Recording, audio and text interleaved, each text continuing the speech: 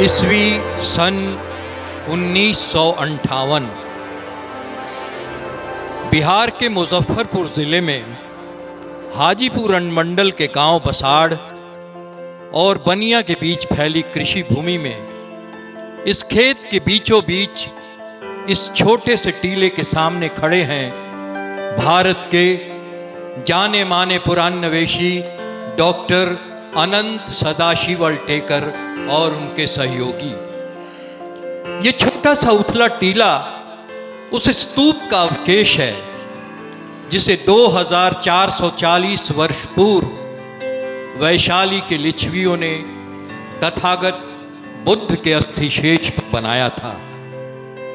सच है कि भौतिक विकास के मार्ग में मानव जैसे जैसे आगे बढ़ता है, धर्म और मानवता पीछे छूटते चले जाते हैं। कामनाओं की आंधी में उड़ते विस्मृत के रेत महामानवों के पद चिन्हों को इस तरह ढक देते हैं जैसे वे कभी थे ही नहीं। किंतु ये भी एक सत्य है कि अतीत कभी मृत नहीं होता। जब तक मानव जाति का अस्तित्व है, पुण्य गाथाएं एक अक्षरा नद की भांति जनमानस के गर्भ में प्रवाहमान रहती है। ऐसा प्रतीत होता है कि सदियों से कृतज्ञ काल की निष्ठुरता का साक्षी यह स्मारक आज पुनः एक बार अतीत की गरिमा का आलिंगन करने जा रहा है।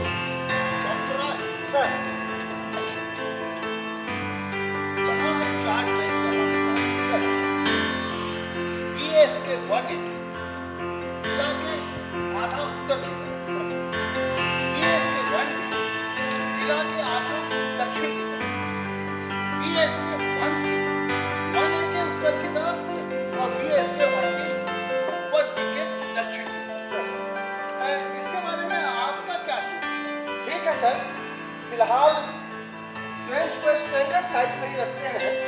आवश्यकता पड़ेगी तो फिर बढ़ा लेंगे। तो मिस्टर वर्मा, आप इसके बारे में क्या कहेंगे? सर, मुझे तो ये साइज उतनी प्रोमिसिंग नहीं दिखती है। नहीं मिस्टर वर्मा, ऐसी बात नहीं है। रेवेन्यू के पुराने मैप में इस जगह को एक बहुत बड़े घर के रूप में चिन्हित किया गया है। इसका मतलब हुआ कि लगभग 70-75 वर्ष पूर्व यहाँ एक बहुत बड़ा माउंड हुआ करता था जिसे लोगों ने समतल करके खेत बना दिया। और दूसरी बात जिसके आधार पर मैंने ये सर्वेक्षण डिसाइड किया वो ये है कि इस माउंट के आसपास फसल उपजता नहीं, इसलिए लगता है कि अंदर मिट्टों का मलबा है। और वेदशास्त्र के डिस्क्रिप्शन से इस स्पॉट के अलावा और कोई दूसरा अल्टरनेट नहीं दिखता है। इसलिए मैं श्योर हूँ कि हमारा रैली स्तूप यही है। तो ठीक है सर, इसे एक्सपेरिमेंट करते हैं।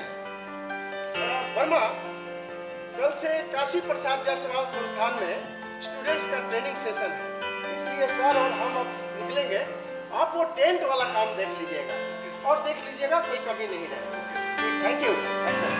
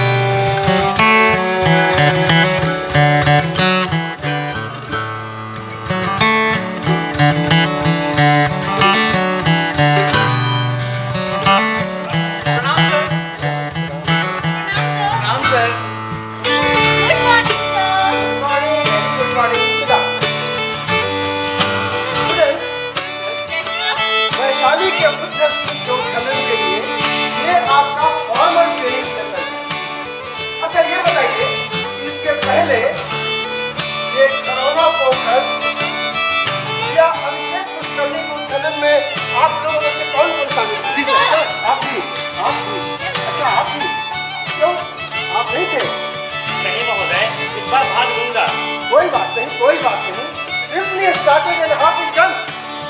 वेल, जिन खास बातों पर ध्यान देना है वो सब आपके मैनुअल में दिया हुआ है।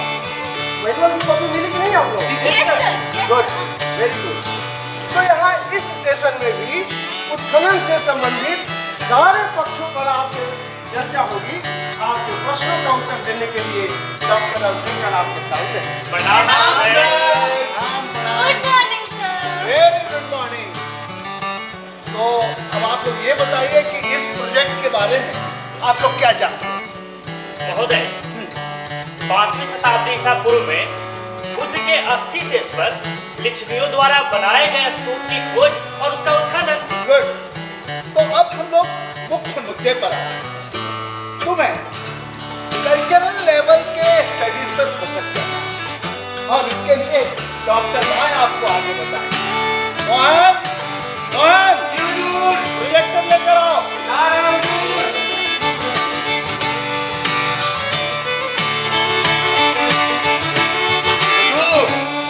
काम ही नहीं करता। क्यों? इसे बनवाया क्यों?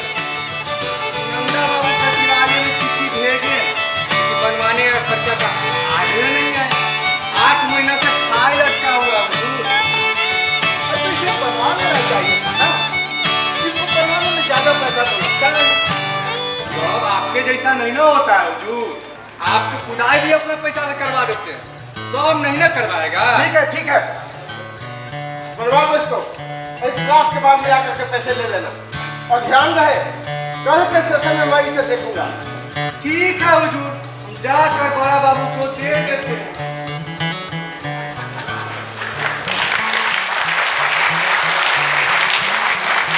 इसके पूर्व में वैशाली में कई पुरातात्विक उत्खनन हुए।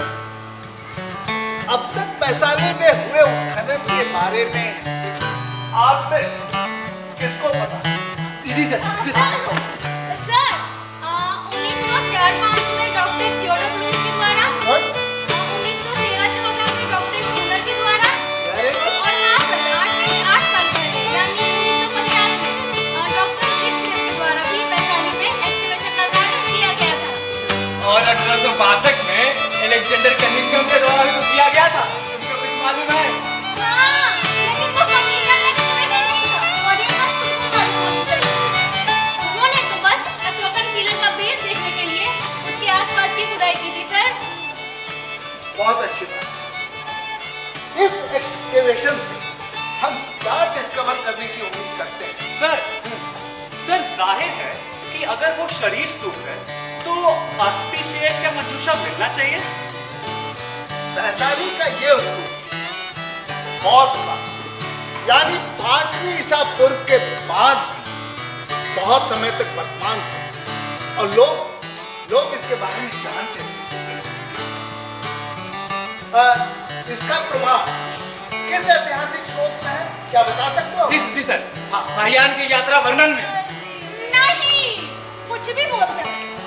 वाहियान ने शरीर स्तूप के बारे में नहीं लिखा है। वेंजान ने लिखा है सर कि पगला बसंत आगे तीर मारते रहता है। पता तो है नहीं कुछ। एक नंबर के झगड़े की है। झगड़े की हो, तुम झगड़े की हो। दोनों को टीम से बाहर कर दो। वहीं बैठ के झगड़ते रहना। Vanik, this is not your requisition room. Sorry sir. बेटा,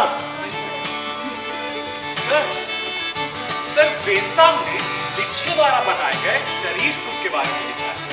लगभग 619 से 645 ईस्वी के बीच चीनी यात्री वेदसाम ने भारत के विभिन्न स्थलों का भ्रमण किया था, जिसका विस्तृत वर्णन उन्होंने अपनी यात्रा वृत्तांत सुयुचि में लिखा है।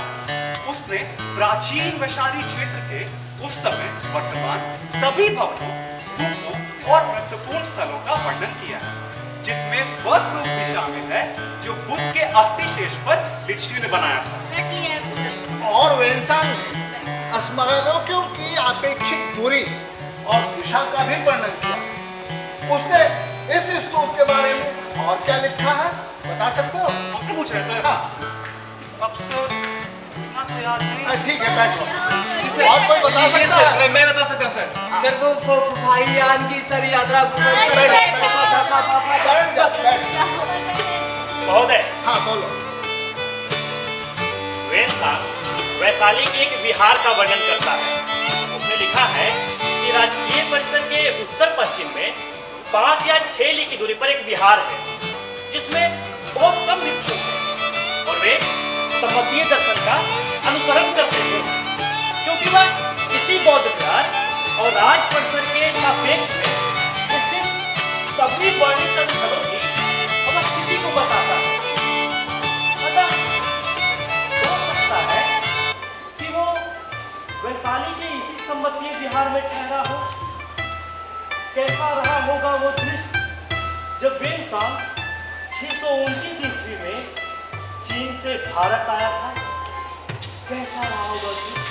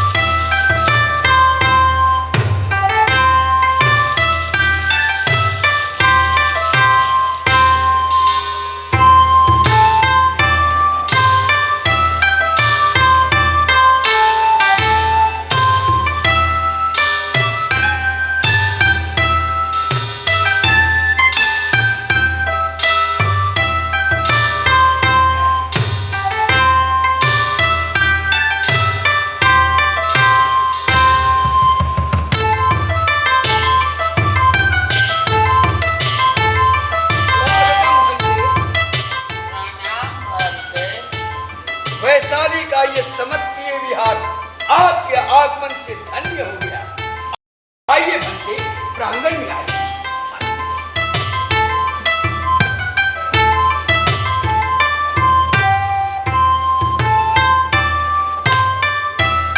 हमें आपके आगमन की पूर्ण सूचना साथ के साथ आने वाले भिक्षुओं से मिल गई। आपकी लंबी धार्मिक यात्रा के बारे में यहाँ वैशाली में सभी जानते हैं। वह कैसे बनते? भले ही बहुत कम हो गया, किंतु उत्तरापथ के साथ अभी भी वैशाली आते रहते हैं और उन्हीं से सूचनाएं मिलती रहती है। बनते भले हाथ मुंह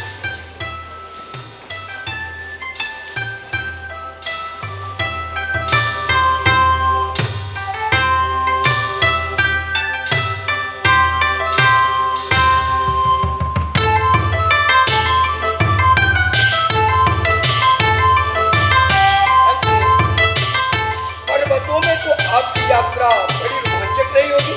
वह तो है भंते, रोमांचक भी और भयानक भी। भयानक? वो कैसे? मार्ग के प्राणहारी दस्युओं ने सब कुछ छीन लिया था, किंतु तथागत के कृपा से प्राण बच गए। तब तो भंते यह वृत्तांत यहाँ वैशाली में सभी सुनने को इच्छुक होंगे कि कैसे तथागत की कृपा ने मार्ग के प्राणहारी दस्युओं से आपके प्राणों की रक्षा की।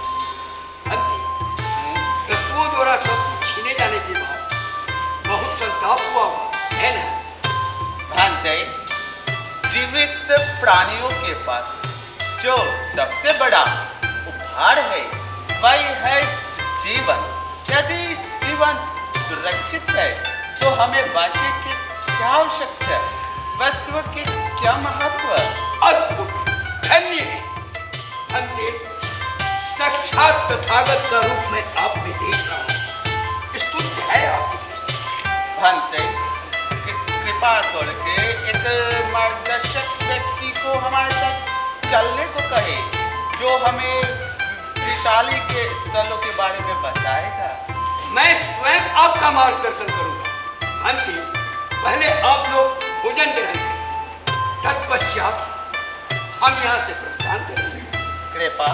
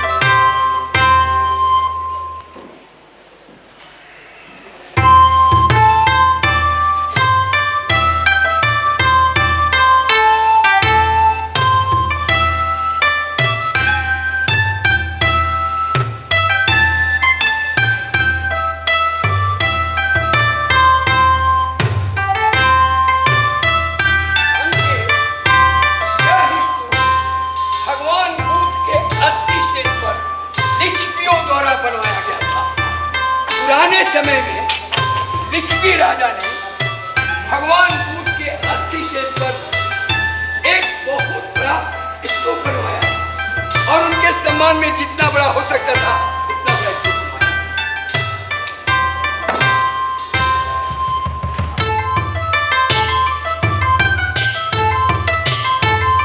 अब ये स्तूप उतना आकर्षक नहीं रह गया। इसमें तथागत के अस्थि शेष अभी भी सुरक्षित है। हाँ भक्ति, पहले इस स्तूप में एक बड़े घाट में ऊपर तक अवशेष सुरक्षित था। अशोक राजा ने इसे खोलकर केवल 10वां हिस्सा छोड़कर सब निकाल दिया। कुछ दिनों बाद यहाँ के राजा ने फिर से स्तूप खोलना प्रारंभ किया। जैसे ही कार्य प्रारंभ हुआ, पृथ्वी कांपने लगी, मेघ गरजने लगे, भयंकर आंधी उठा, जैसे लगा अभी का अभी सब प्रलय हो जाए। अविलंब उस राजा ने स्तूप खोलना बंद किया और अपने महल लौट गया। तब जाकर प्रकृति शांत हुई।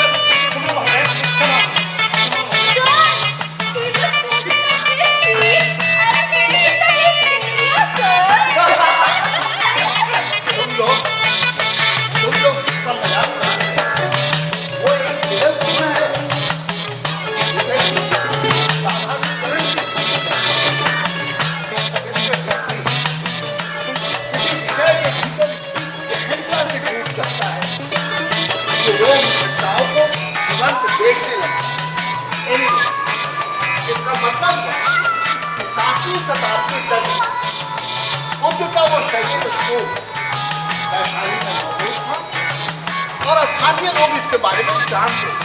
सर, अभी से किस जगह लोकेट किया गया है? क्योंकि इस स्तूप से संबंधित कोई स्थानीय किंवदंती जीवित नहीं, जैसा कि 7वीं शताब्दी तक था। अतः वेदांत के वर्णन के आधार पर ही हमें एक साइट का निर्धारण करना।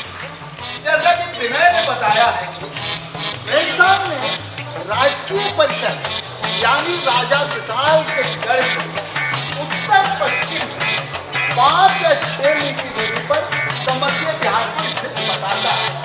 1 लीग इंडिया में कितनी दूरी के बराबर होता है सर? League, good. ठीक है, ये एक दूरी मापने की इकाई है और अलग अलग समय में अलग अलग दूरी मापने के लिए ये प्रयुक्त होते रहा। वेदांत के समय चीन में तान वंश का शासन था और उस समय एक लीग करीब 323 मीटर के बराबर है। इस तरह 5 या 6 लीग करीब 1.5 से 2 किलोमीटर के आसपास हुआ। राजा विशाल के गढ़ के उत्तर पश्चिम में इतनी दूरी पर तो बनिया गांव है सर। एग्जैक्टली, लगता है उस इलाके की पूरी जानकारी तुमको है। जी सर। सर, इसका ससुराल वही तो है। सर ये झूठ बोल रहा है सर। वहाँ मेरा नहीं सर, मेरा भैया का ससुराल है। लेकिन सर, आ जाना सबसे ज्यादा इसी का होता है। तो तुम भी चले जाओ। नहीं सर, नहीं। तुम भी चले जाओ। अरे डिस्कशन पर ध्यान दो, डिस्कशन पर। इसलिए हमारा अनुमान है कि बनिया गांव के आसपास समर्थीय बिहार था। अतः हमें किला खोजना जो राजा विशाल के गढ़ और समर्थीय बिहार के बीच या उसके आसपास मौजूद है। Sir, have you seen such a amount there? How surprising! How surprising! अरे कोई किला नहीं मिला रहता तो तुम इस सेशन में डिस्कशन में कैसे बैठे होते? रेलेवेंट प्रश्न पूछा करो। Sorry, sir. जनाब, वास्तव में एक किला है जो अभिषेक पुष्करणी के उत्तर पूर्व में खेत के लेवल से 2 फीट 10 इंच और वेदांत के डिस्क्रिप्शन से बिल्कुल मेल था। पुराने रेवेन्यू मैप में ये बड़े गढ़ के रूप में दिखाया है और हम लोग इसी की खुदाई करने जा रहे हैं। आज के लिए बस इतना है, कल हम लोग साइट पर मिलेंगे।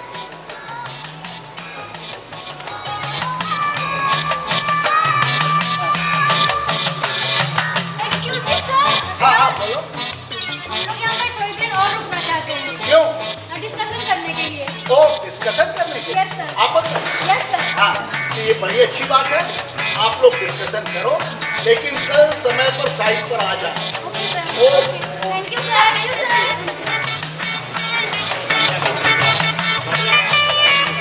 अरे यार, क्या बकवास करते रहते हो तुम लोग? जब देखो बकवास करते रहते हो। तो क्या तुम्हारा बकवास सुने? डरो मत। तो तुमसे कब बकवास करती हूँ? अच्छा राजेंद्र, तुम एक बात बताना। डॉक्टर पीवी पूनर ने 1908-9 में पेशावर में जो कनिष्क स्तूप की खोज की थी, वो भी तो वेदांत के वर्णन के आधार पर ही थी ना? हाँ, और 50 वर्ष बाद हम भी वैशाली में यही करने जा रहे हैं। ये इसका मतलब है इतिहास के पन्नों में हमारा भी नाम दर्ज होगा। ये हाँ। Come here. जरा इधर आना। तुमने इससे पहले कभी excavation में भाग नहीं लिया ना? अच्छा, तब तो तुम साइट में कबाड़ा करोगे, बिना जाने हुए चीजों से छेड़छाड़ करोगे और सारी चीजों का फुटओवर हो जाएगा।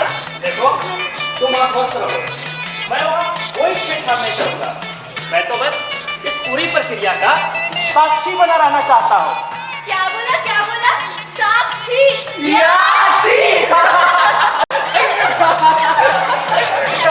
समझ गया, मैं सब समझ गया।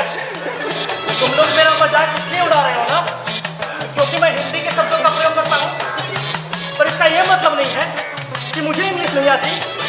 I know it better than you all, but I love my mother tongue. If you like imitating others, you are free to do so, but not free to make fun of others who love their heritage and tradition. Understand?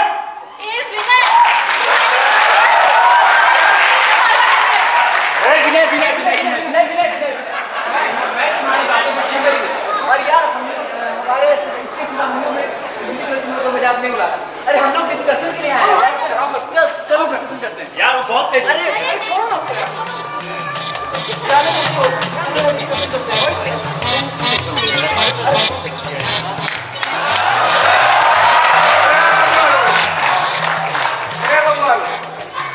अभी जब कौन drama चल रहा है? धोनी लोग के घर द्वार ना है। कितना वक्त हो गया? चलो घसको निकलो, हमको ताला मारना है। अभी बंद होने का टाइम नहीं हुआ है। हाँ, और वैसे भी हम लोग कब से कह के रुके हैं यहाँ पे। बिल्कुल। हम लोग नहीं जाएंगे अभी। नहीं जाएंगे। रे बाबूनी साहब चले गए, यहाँ कुर्सी पर ना हम ही है तो हमरे हुकुम चलेगा।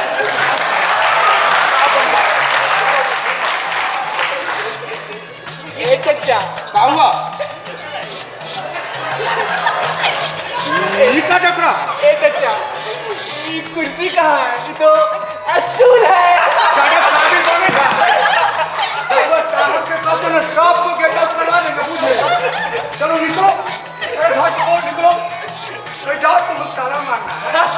चलो।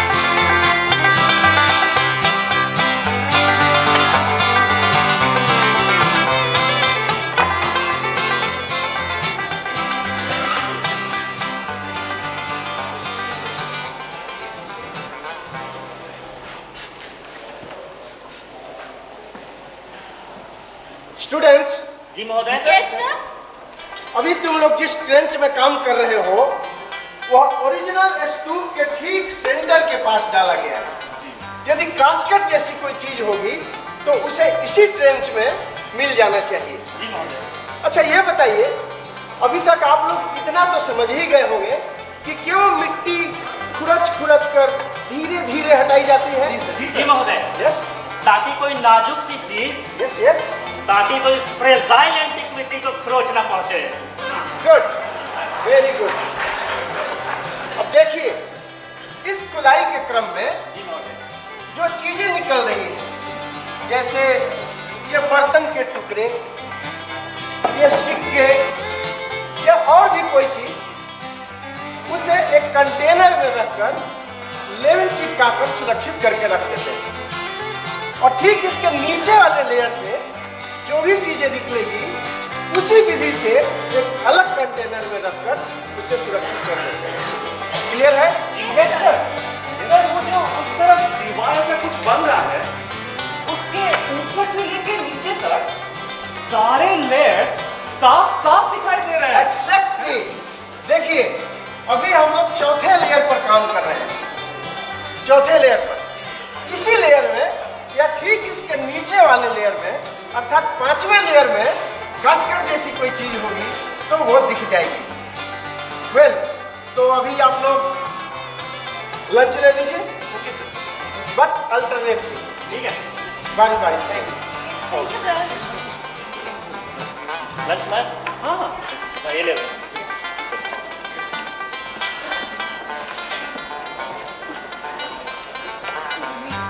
चलो मीना लंच करने चलते हैं। नहीं थोड़ी देर बाद चलते हैं। क्यों, क्या हुआ? मेरा थोड़ा सा वर्क बाकी रह गया। तुम जाओ, मैं आ जाऊँ। ठीक है, जल्दी आना। ठीक है।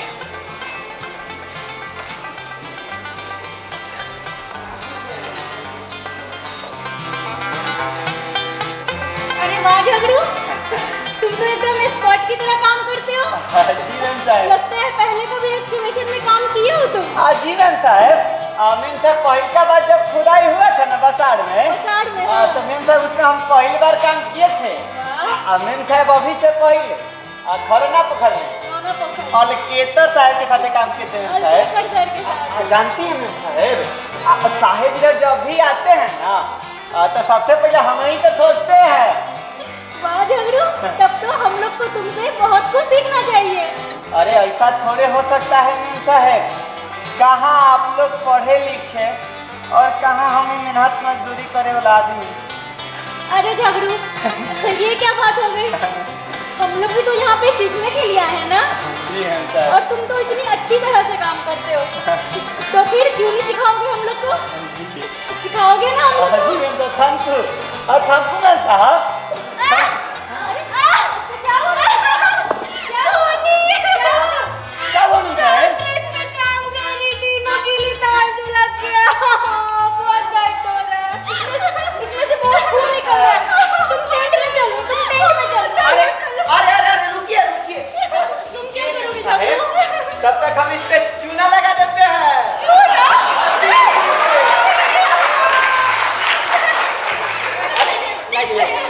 लाइए। अरे मैम साहब, अरे मैम साहब, अरे ये सब देहाती होता है मैम साहब।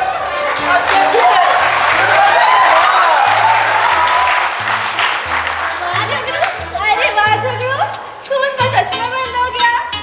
थैंक यू, तुम बहुत अच्छे हो। तुम बहुत अच्छे हो। और देखो, तुम्हारा खाना भी आ गया। अब हम चलते हैं। बाय झगड़ू।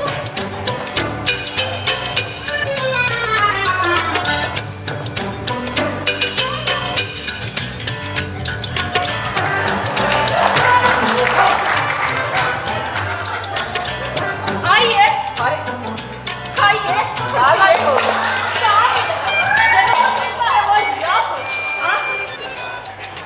खूब इज्जत सभा लगा रहे थे ना, खूब इज्जत सभा लगा रहे थे। अरे ये लोग पढ़ल लिखल है, यहाँ बुद्ध भगवान का इतिहास खोजने के लिए आया है। अच्छा, अपन बाप दादा के इतिहास तो मालूम ही ना होगा। अब तू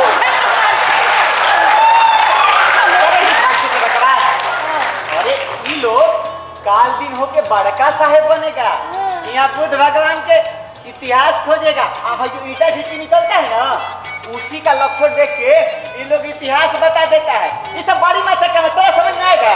अच्छा, कौन अच्छा ना हमरा ऊपर ही से दिखाई दे रहा। सबसे बड़का हाथ पकड़े के शौक है ना, तो हम खटिया पकड़वा देंगे। हाँ, क्या तो बोले उल्टा पुल्टा? अरे मेम साहब का हाथ कट गया था, उहे हम खाली चूना न लगा रहे थे। अच्छा, चूना लगा रहे थे, बड़का बैल महाराज बन रहे थे ना। ऐसे तो हर अपने हेरा में अंतर पता चलता नहीं है। और ये दो मेम साहब के देख के अब बड़का कोई दही निकल रहा था ना। अच्छा, अरे वो तो मेम साहब ना है। बताइए तो हमरा कितना मार हाथ करना है। एक को बार चूना लगा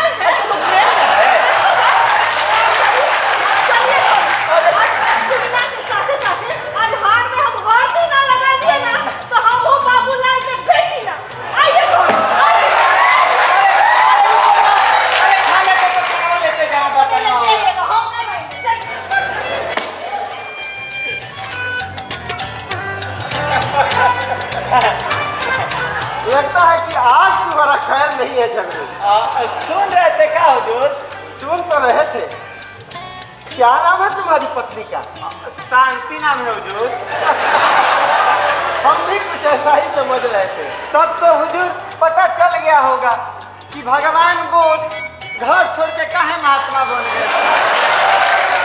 हाँ, थोड़ा थोड़ा। हमको तो जरूर तुम पर बहुत दया थी। अरे तो थोड़ा सा अपना लो बचा लीजिए बबुआ जी। सुने हैं कि ज्यादा देर ना है, अगुआ आ रहा है। नहीं,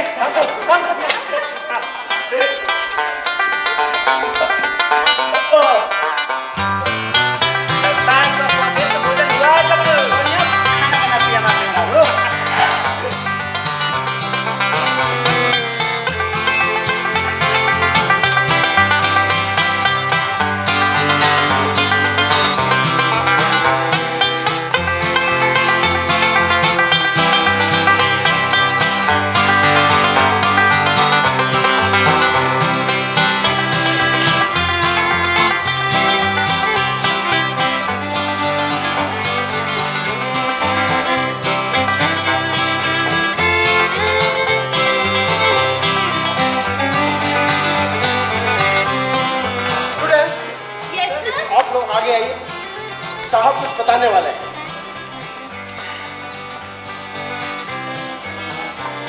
इस वृक्ष को देखो, इस स्तूप में कभी छेद किया गया और छेद करने के बाद इसे फिर से मिट्टी से भर दिया। इसलिए इस स्तूप की मिट्टी और इस छेद में भरी हुई मिट्टी में फर्क है। सर, यहाँ पर जो ये छेद है ये ऊपर से नीचे की ओर जा रहा है। तो इसका मतलब ये हुआ कि इसके सेंटर में रखे गए किसी चीज को निकालने के लिए छेद किया गया होगा। बिल्कुल एग्जैक्टली। और वो चीज क्या हो सकती है? रैली। हाँ, अस्थि से। बिल्कुल, इसका मतलब है अशोक द्वारा स्तूप खोदने की कहानी सच है। लेकिन ये भी तो देखना होगा क्या? कि छेद किस काल में बना हुआ है। सुनिए सुनिए, इस छेद की मिट्टी में NBPW अर्थात मौर्य काल के बर्तन के टुकड़े मिले और इस स्तूप का जो मिट्टी का है पहला विस्तारीकरण मौर्य काल के ईंटों से ही किया हुआ है। क्लियर है? हाँ सर, ये जो ईंटों का पहला घेरा है ये भी मौर्य काल का ही है। बिल्कुल। और ये ईंटें भी मौर्य काल के।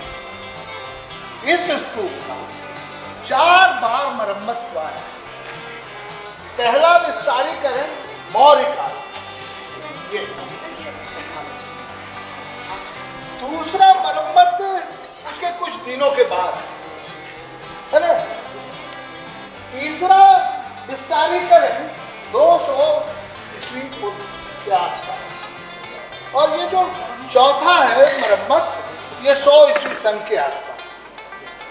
सर, तब तो अशोक द्वारा वैशाली का स्तूप से रेलिक निकालने और उसकी मरम्मत की कहानी वास्तविक लगती है।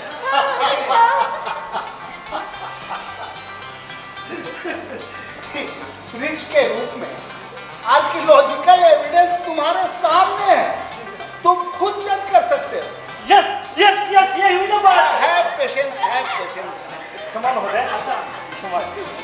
डॉक्टर राज सर, अब हम लोगों को बहुत सावधानी बरतनी होगी खुदाई में सर, क्योंकि लग रहा है कि हम लोग अपने मंदिर के बहुत करीब।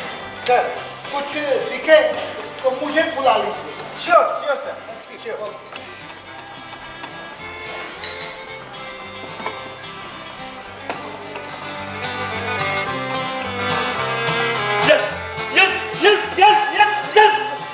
इसका मतलब है अशोकावदान की कहानी सत्य है। ये और इस पागल को देखो, अब ये घंटा पर नाचेगा।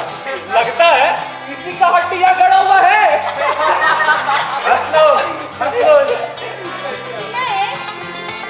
लेकिन अशोक द्वारा स्तूप खोदने की कहानी तो वेनसांग के वर्णन में है ना? बौद्ध ग्रंथ अशोकावदान में भी है वही कहानी जो वेनसांग के गाइड को याद होगा, जो उसने वेनसांग को सुनाया होगा।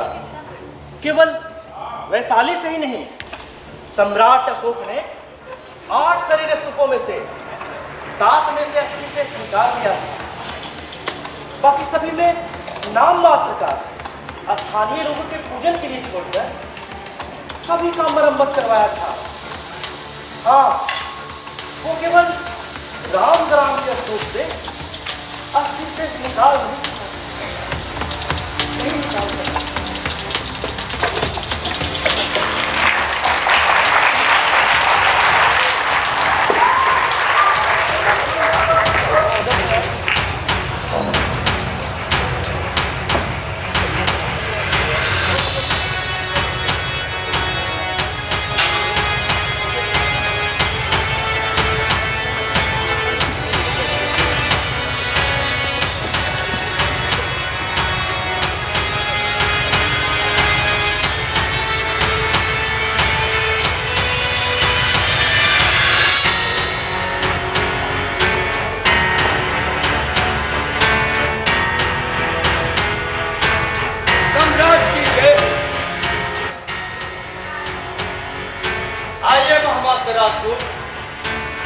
ये देखिए, राजगृह, वैशाली, कपिलवस्तु, पावा, कुशीनगर, अलकप्पा और ये वेद।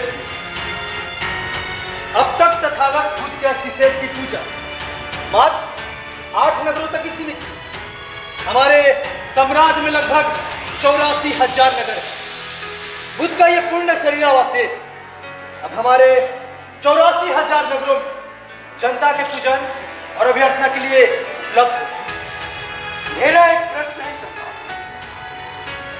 कहिए महामात्र राजपूत, आप तो जन विप्लव की आशंका से मरे जा रहे हैं। कहाँ कुछ हुआ? एक बूंद भी रक्त नहीं बहा। चतुरंगनी सेना तो बस हमारे साथ शोभा यात्रा की तरह गई और आ गई। तथा आपने राम राम की अतिशेष नहीं कर, यह मुझे आश्चर्य में डाल रहा है। महामात्र राजपूत,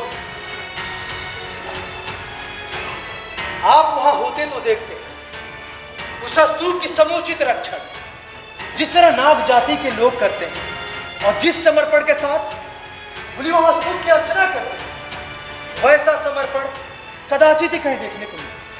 मैं उस स्तूप की भव्यता को देखकर विस्मित हो गया। उसे भंग करने की मेरी इच्छा नहीं। किंतु अन्य स्तूपों के भंजन का दोष तो आपने लिया सम्राट। नहीं महामात्र, आपको भंतेश वीरसस और मोगली पुत्री की देशना का स्मरण नहीं है। उन्होंने कहा यदि अस्तिशेष का दशांश स्तूप में छोड़कर उस स्तूप का जीर्णोद्धार किया जाता है तो वह स्तूप भंग नहीं। मैंने सभी शरीर स्तूपों का अस्तिशेष पुनः स्थापित किया और राजशिल्पी के नेतृत्व में सभी स्तूपों का भव्य संस्करण किया जाए।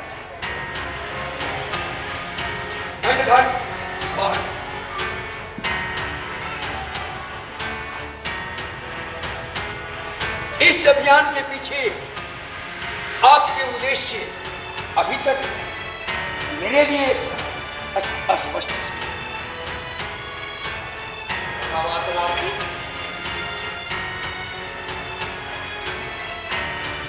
जब अपने द्वारा बनाए गए उस व्यर्थ में मैंने भिक्षुक समुद्र के वे चमत्कार देखे तो मुझे यही पता चला कि आज 200 वर्ष बाद भी तथागत बुद्ध के धर्म सत्ता के सामने मुझ जैसे सहस्त्रों सम्राटों की सत्ता नगण्य है।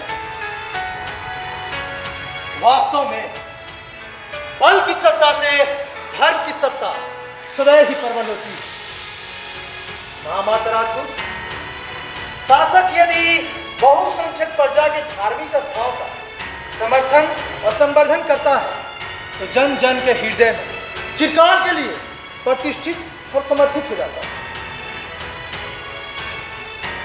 सम्राज्ञी शाक्य कुमारी महादेवी राजपूत का प्रणाम स्वीकार। प्रणाम स्वीकार है राजपूत, किंतु स्मरण रखें मैं मगध की साम्राज्ञी नहीं, किंतु सम्राट की चिर प्रेरणा और उनके हृदय की सम्राज्ञी तो आप ही हैं। विदिशा की शाक्य कुमारी महादेवी को ही इतिहास सम्राट अशोक के प्रथम जीवन संगिनी के रूप में जानेगा देवी। मुझे तो ये भी ज्ञात नहीं है महामात्य राजदूत कि आपका सम्राट कौन है। मैं तो विदिशा के प्रशासक कोमल हृदय कुमार को धन्यवाद करने आई, जिनके प्रयत्नों से मेरी चिर प्रतीक्षित इच्छा पूर्ण हो रही है। मैं तुम्हें यहाँ देखकर आश्चर्यचकित हूँ।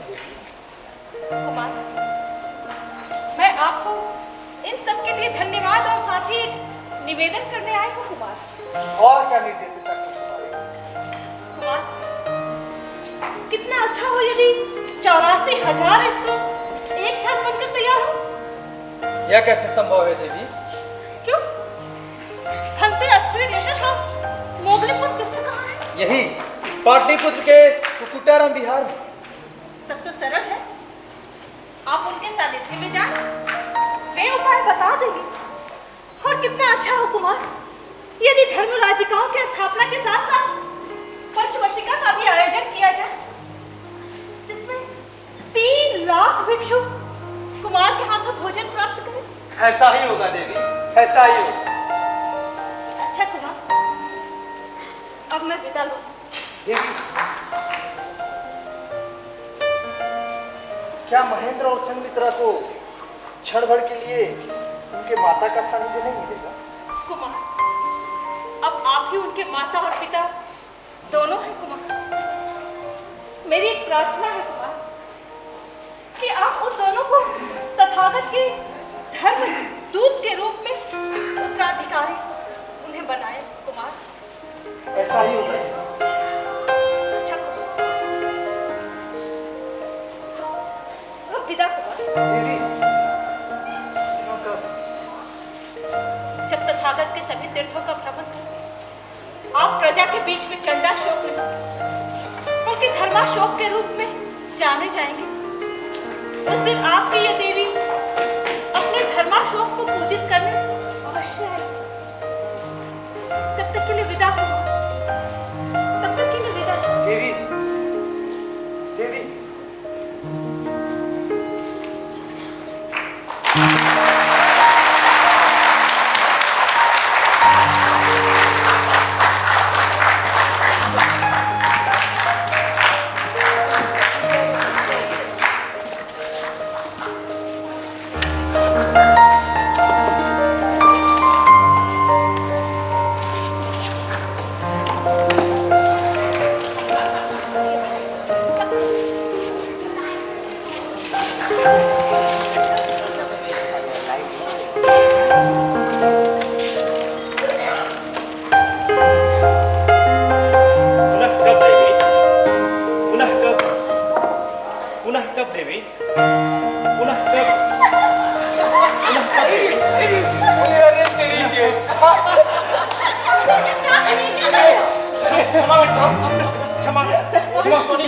सम्राट अशोक का कहानी सुनाते सुनाते खुद ही सम्राट बन गया था और तुमको बनाया था साकी कुमारी देवी, और ये आजकल तुम्हारा ही सपना देखता है। तो दिन में तरेगन भी दिखा देंगे, फिर राखी बनवाने लगेगा। तुम तो बड़ा डेंजरस आदमी हो यार। कभी कलिंगा वार के सपना में हम लोग का गर्दन उड़ा दोगे? ऐसा नहीं है जानकी, ऐसा नहीं है मेरे मित्र। मोहन, मोहन, हुजूर, पंचकर साहब को बुलाओ, पंचकर साहब को बुलाओ। बास्केट दिख गया। बास्केट दिख गया। बास्केट दिख गया सर। बास्केट दिख गया। Right sir, 100%।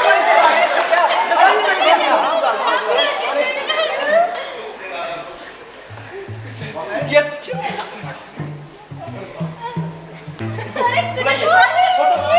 सर, ये कास्केट अभी ब्रिज के अंदर ही है, लेकिन कई जगह से क्रैक कर गया है सर। वो तो रहेगा ही सर, क्योंकि ट्रेंच के ऊपर की सारी मिट्टी का लोड इसी पर है सर, सर, है ना? सर। और ये किसी बॉक्स में क्लोज भी नहीं। सर, घोषदा, घोष बाबू, अच्छे दादा अच्छे। आइए, आइए, इन सिटू फोटोग्राफ लीजिए। क्यों दादा? Yes, कसकर दिख गया है। Yes yes, thank you sir, thank you धन्यवाद दादा, धन्यवाद। फोटोग्राफ लेता है आप किसके लोग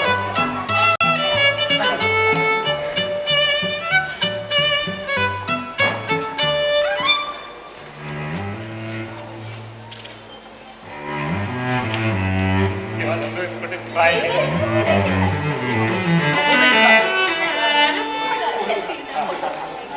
जी मेरा अरे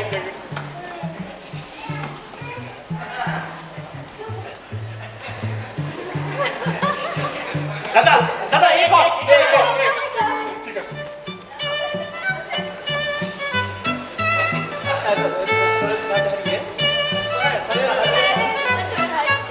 अरे चालू इधर इधर इधर मोड़ इधर अरे ठीक से बैठो बात खींचेगा स्माइल दादा एक महोदय के साथ महोदय के साथ एक काम हाँ सब बस चल आप खाओ अरे तुम इधर तुम्हारा कुछ नहीं आएगा बाबू खींचेगा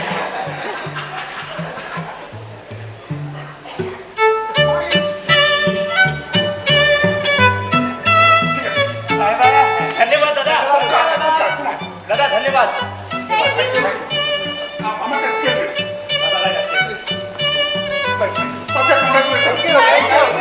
धन्यवाद दादा धन्यवाद। आखिर आप लोगों की लगन और मेहनत आज इस महान सफलता के रूप में प्रतिफलित है। 5वीं शताब्दी ईसा पूर्व का बुद्ध का ये अस्थि कलश भारत के प्राचीनतम पुरावशेषों में एक है और इसके खोज का सारा श्रेय जाता है हमारी इस पूरी टीम को।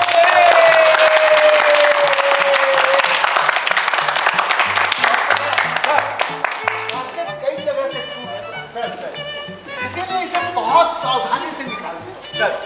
बेहतर ये होगा कि इसके चारों तरफ की मिट्टी का आधा इंच लेयर के साथ इसको निकालना सर।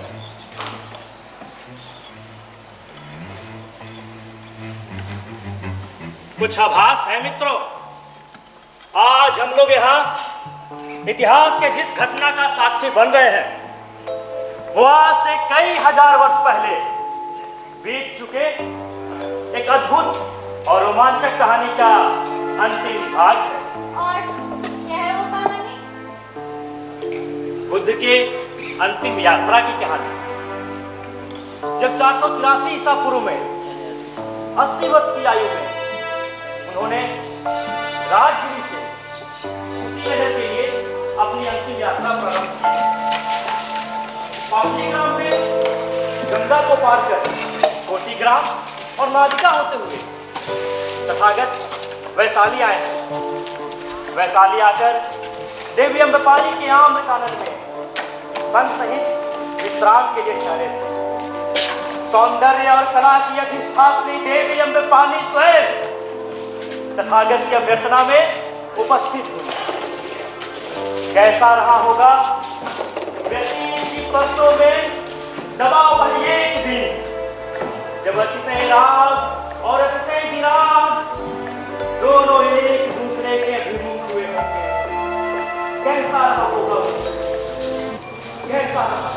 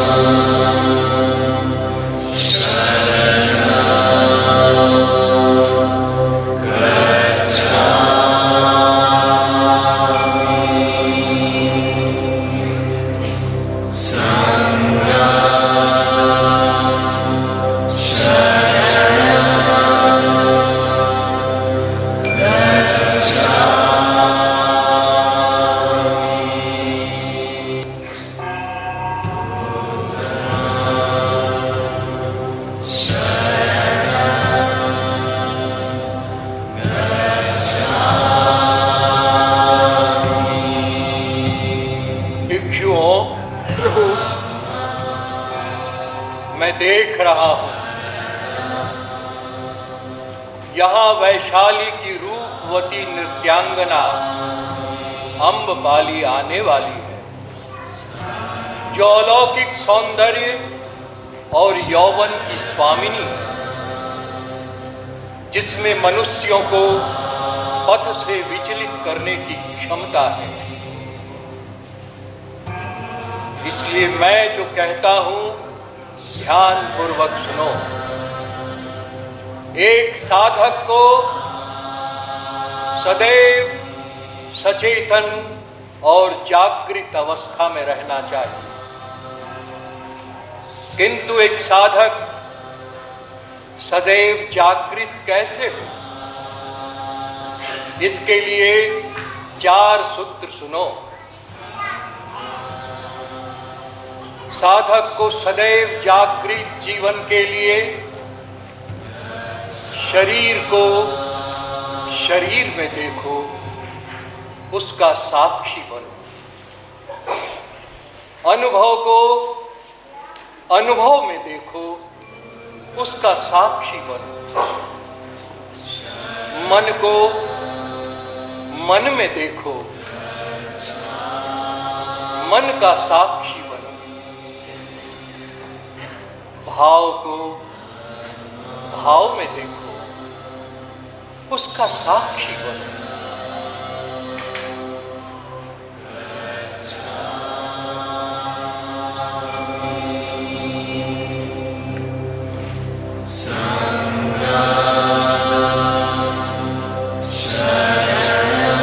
सचेतन रहो, जागृत रहो।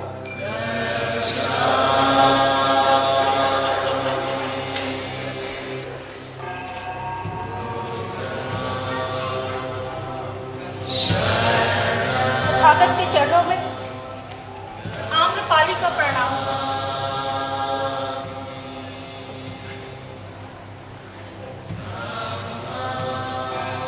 आम्रपाली, मुझे ऐसा प्रतीत होता है कि तुम्हारा हृदय शांत और संयत है। तुम्हारा बाह्य स्वरूप यौवनपूर्ण और सौंदर्यवान है, किंतु दर्पहीन है। ये तुम्हारे अंतस की शुभ्रता का अप्रतिम प्रतिभा का परिचायक है। जन्म जन्मांतर के पुण्य और तपस्या से संबलित किसी संत का धर्म में संधान करना कोई विरल घटना नहीं, किंतु रूप यौवन विशिष्ट प्रतिभा से संपन्न एक नारी का, जो नैसर्गिक रूप से कामनाओं के अधीन और आध्यात्मिक चिंतन से रहित हो, अध्यात्म में प्रवृत्त होना एक विरल घटना है। नारी के जीवन में जो भी अशुभ है, वो उसके बाह्य भौतिक अवलंबन की देन है। इसलिए सभी प्राणी को चाहिए कि इसका परित्याग करें। प्रभु, मेरी एक विनती है प्रभु। कहो उसे स्वीकार करें। कहो भद्रे। प्रभु, यदि आप संग सहित मेरे गृह में प्रथम भोजन करना स्वीकार करें, तो मैं अपने आप को कृतज्ञ समझूंगी भगवान, कृतार्थ समझूंगी भगवान। स्वीकार है। कृतार्थ हुई भगवान, धन्य हुई भगवान। भगवान, मेरी एक और विनती है भगवान, उसे भी स्वीकार करें भगवान, उसे भी स्वीकार करें। कहो कहो भद्रे। भगवान, आप जिस आम्रकानन में संग सहित विश्राम कर रहे हैं, मैं वो आम्रकानन तथागत आपके चरणों में, संग के चरणों में अर्पित करना चाहती हूँ। इसे स्वीकार करें भगवान, इसे स्वीकार करें। स्वीकार है। धन्य हुई भगवान, कृतार्थ हुई भगवान। भगवान, आज आपने मुझे वो सुकृति प्रदान की है जिसे पाने के लिए मानव मात्र लालायित रहते हैं भगवान। धन्य हुई भगवान, धन्य हुई।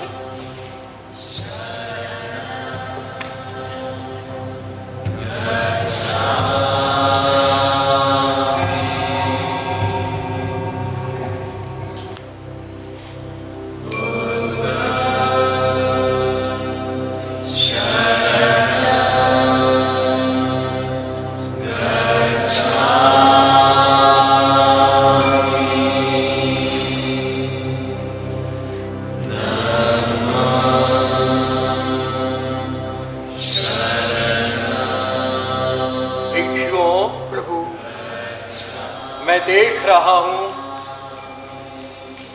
वैशाली के लिच्छवी गण आने वाले हैं। दिव्य शरीर, रंग बिरंगे परिधान, मनोहर आभूषण, सुसज्जित वाहनों पे सवार होकर भिक्षुओं, यदि तुम लोगों में से स्वर्ग के 33 देवताओं को यदि नहीं देखा है तो वैशाली के लिच्छवी गण के इस समूह को देख लो। तुम्हें स्वर्ग के 33 देवताओं को देखने का भान हो जाएगा।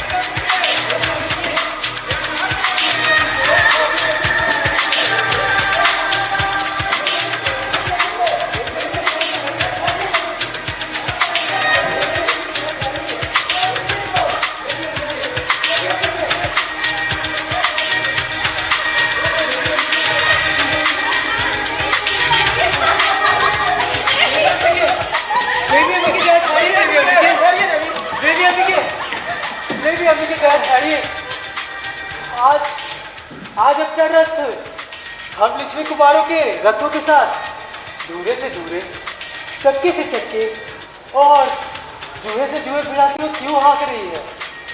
क्या विशेष बात है? जरा हमें भी बताइए। पहले आप लोग हमें बताएं कि आप लोग कहाँ जा रहे थे इतने सज-धज कर और पूरे दलबल के साथ? युवराज स्वर्ग से मित्र सूर्यमल और मित्र जयराज जी। नहीं देवी, पहले आप हमारे प्रश्नों का उत्तर दें। ठीक है, मत बताएं, मैं जानती हूँ कि आप लोग कहाँ जा रहे हैं। देवी अम्मी, देवी देवी देवी देवी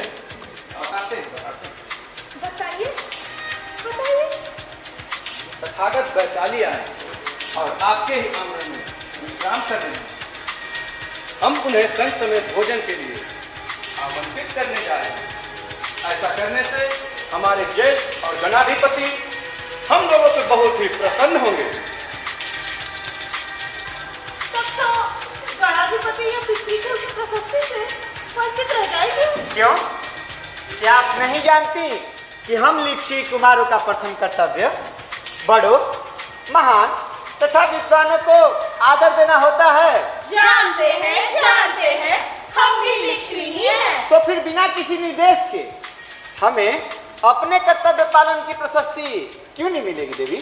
क्योंकि तथागत ने संग सहित हमारे गृह में प्रथम भोजन करना स्वीकार कर लिया है।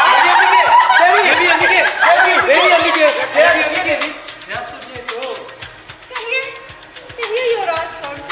आप हमसे 100 सहस्त्र स्वर्ण मुद्रा ले लो, किंतु ये भोज हमें दे दे। युवराज स्वर्ग से यदि आप वैशाली का समस्त राज्य भी मुझे दे दे तो भी मैं ये भोज आपको नहीं देने वाली। देवी अम्मी के देवी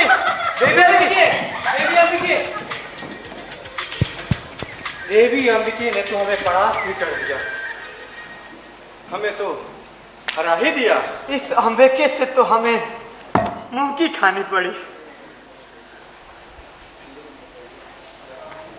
कुछ दिन अम्बपाली के आम्रकानन में विश्राम करने के बाद महापरिनिर्वाण के 10 मास पहले बुध वर्षावास के लिए वैशाली के निकट एक छोटे से गांव बेलुआ चले जाते हैं, जहां वे गंभीर रूप से बीमार हो जाते हैं, किंतु अपने योग बल से जीवनी शक्ति का आवाहन कर बीमारी का शमन करते हैं। जब वर्षा समाप्त होती है, वैशाली के चापाल चैत के निकट आराम करते हुए बुद्ध मार के निवेदन पर अपने जीवन अवधि का सीमांकन करते हुए 3 महीने बाद परिनिर्वाण की घोषणा करते हैं। कुछ दिन वैशाली के नगर उत्तर में महावन के किनारे अवस्थित कुटागार शाला में विश्राम करते और उपदेश देते हैं। एक दिन वैशाली से भिक्षाटन कर जब बुद्ध वापस आते हैं,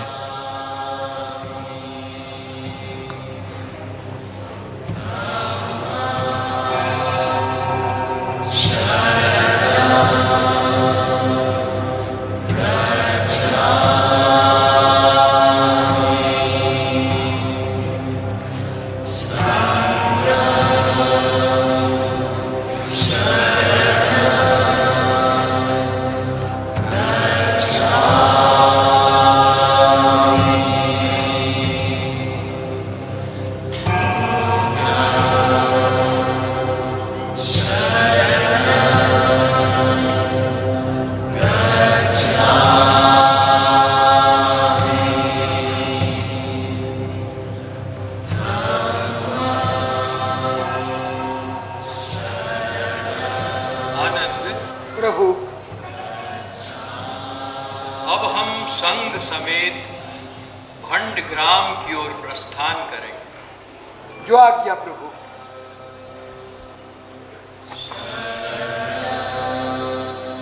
भिक्षुओं, तथागत की आज्ञा है, अब हम सभी यहां से भंड ग्राम के लिए प्रस्थान करेंगे।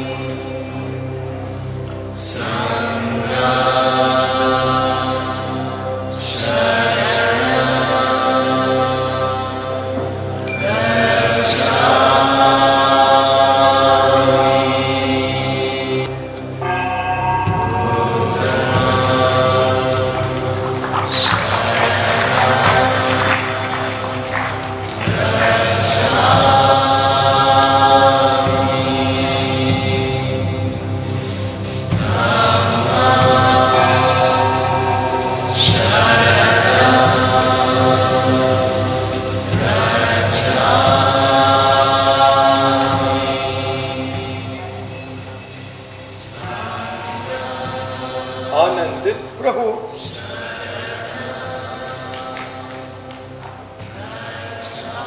कितना भव्य है वैशाली, कितना सुंदर है चौपाल चैत्य, कितना सुंदर है उदयन चैत्य और सप्तमात्रिका चैत्य, कितना सुंदर है बहुपुतक चैत्य और चापाल चैत्य। कितने धार्मिक और सुसंस्कृत हैं वैशाली के लोग। स्वर्गोपम नगर वैशाली पर मेरा अंतिम दृष्टिपात है। आज इसे जी भरकर देख लेना चाहता हूं।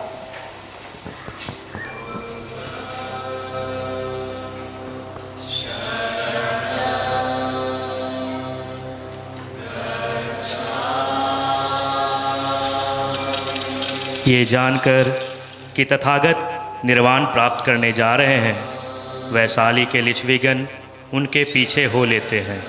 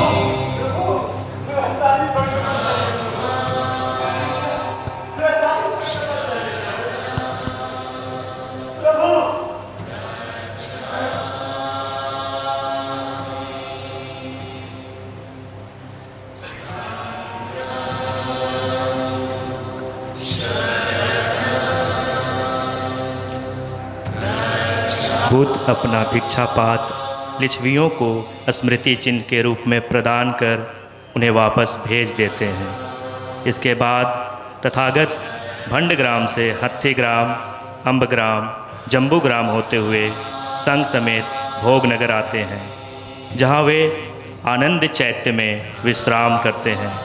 यहाँ से बुद्ध वज्जी गणराज की सीमा पार कर मल्लों के देश पावा में पहुँचते हैं, जहाँ चुंड लोहार के आम्र कुंज में विश्राम करते हैं और चुंड के आग्रह पर उसके घर में भोजन करते हैं।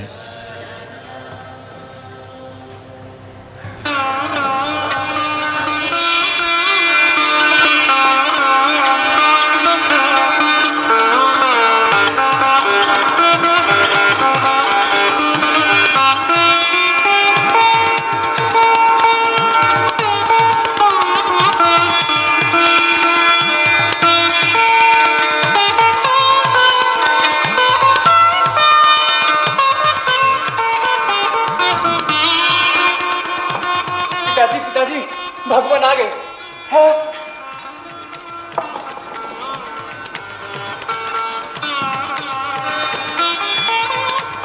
तथागत के चरणों में दीन चुंड का प्रणाम स्वीकार।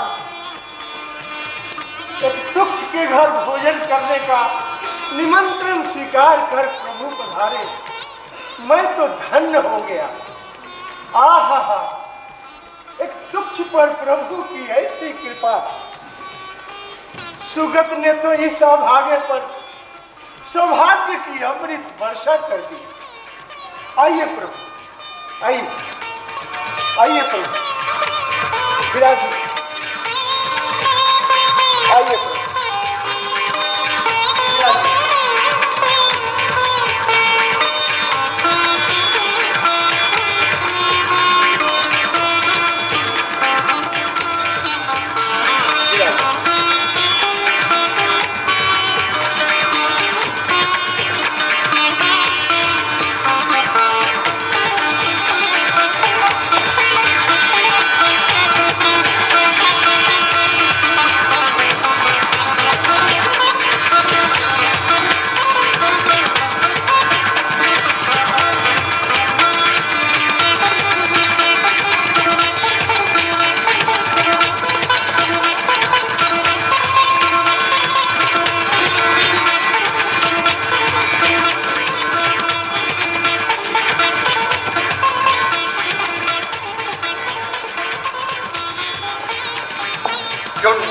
प्रभु,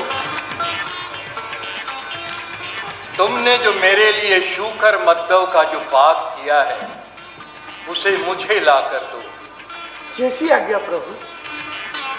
और अन्य भोज्य पदार्थ शुष्क या सरस जो भी बनाया है अन्य भिक्षुकों को खिलाओ।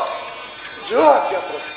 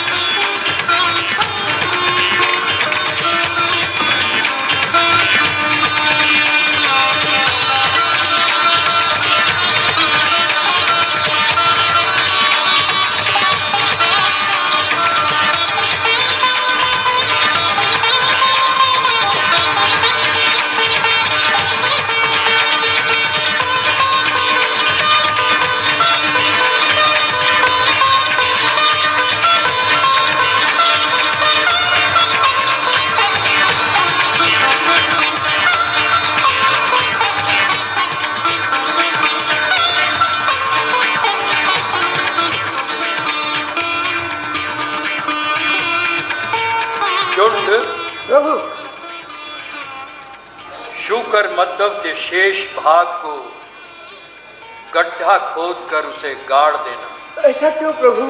क्या कोई दूषण है? क्षमा करें प्रभु। यदि नहीं, मैं देख सकता हूं देव दानव मार ब्रह्म या इस सदी का कोई भी संत इस शुकर मद्दव को पूर्ण पाचन की क्षमता नहीं है। अतः ये सुनिश्चित करो कि इसे मेरे अतिरिक्त और किसी को भी मत खिलाना। ऐसा ही होगा भगवान, ऐसा ही होगा। और बचे हुए शेष भाग को अवश्य गड्ढा खोदकर गाड़ देना। जैसी आज्ञा प्रभु, जैसी आज्ञा। आनंद प्रभु, अब हम कुशीनगर की ओर प्रस्थान करेंगे। जो आज्ञा प्रभु।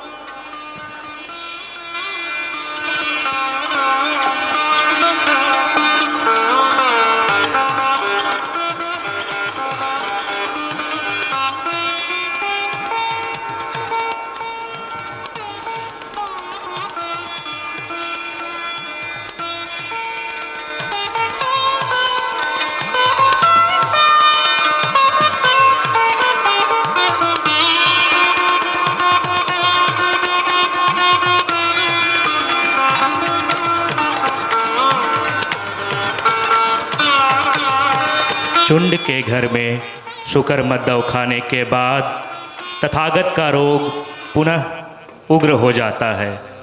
वे अपने योग बल से पीड़ा को दबाते हुए कुशीनगर के लिए प्रस्थान करते हैं। मार्ग में ककुत्था नदी में स्नान करने और उसके किनारे विश्राम करने के बाद बुद्ध हिरण्यवती नदी, जो आज की छोटी गंडक है, को पार कर मल्लों के उपवतन शालकुंज पहुंचते हैं। वहां युगल साल वृक्ष के बीच एक पीठिका पर उत्तर दिशा में सिर रखते हुए सिंह मुद्रा में विश्राम करते हैं और इसी अवस्था में महापरिनिर्वाण को प्राप्त होते हैं।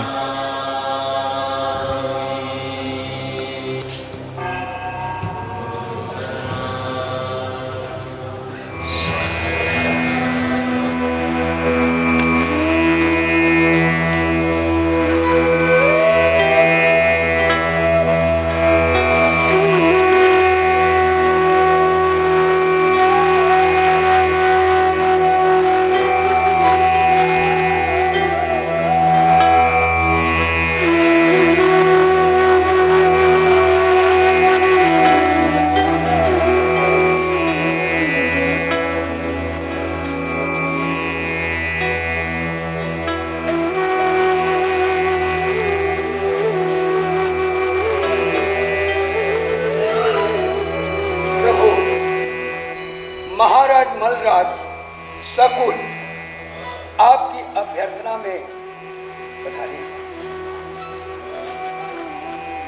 तथागत के चरणों में मलराज का प्रणाम।